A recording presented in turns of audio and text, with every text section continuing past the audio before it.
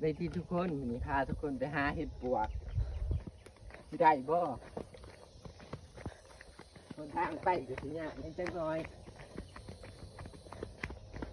โอ้โอ้สั้นเมือนแท้โอ้เอาแล้วมือได้นี่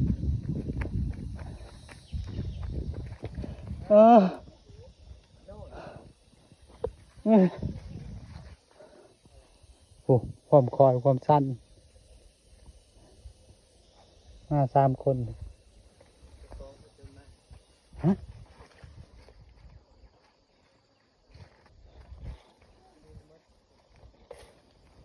ใครโคตรอ่ะ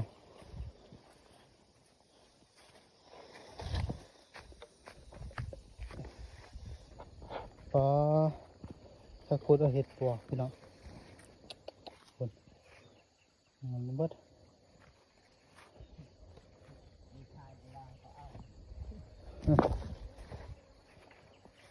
มาบัดทันดอก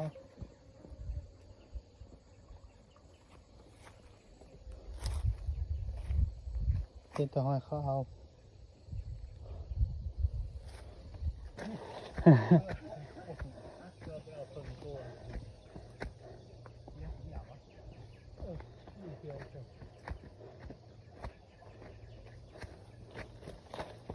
โอ้ดอกขันหอยตัวเรืออีก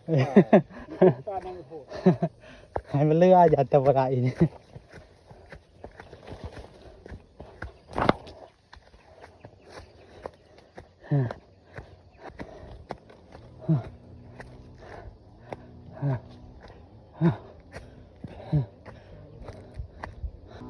ก็มาสิเรื่องเหรอ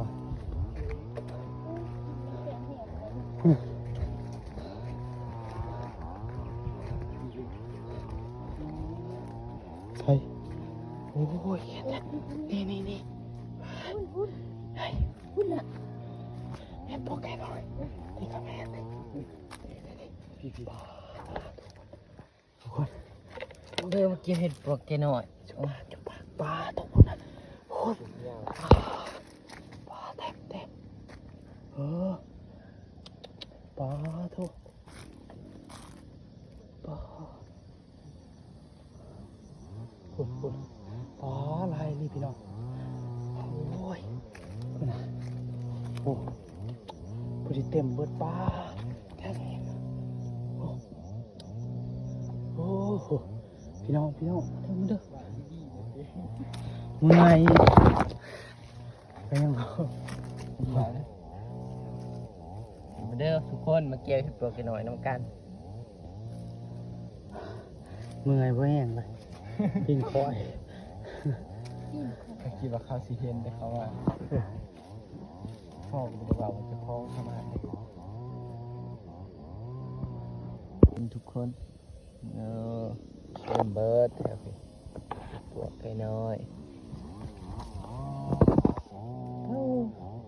งามทัศกรเจ็ดปวกไก่น้อย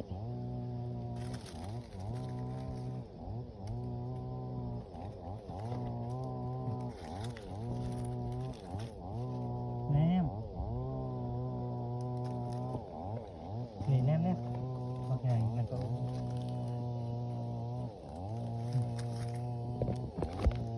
มันให้ทางว่า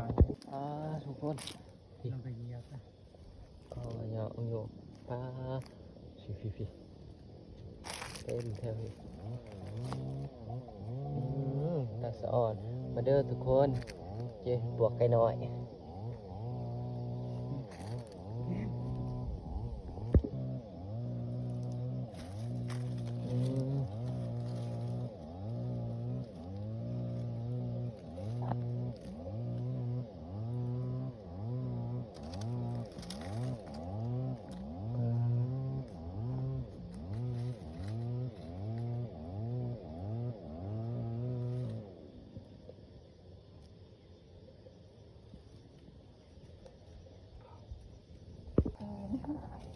ปุ้ย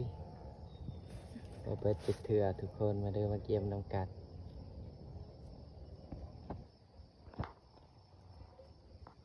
แล้วทุกคนดอกงามนี่เต็มเบิดเป็นเดินระเบิงแถวพี่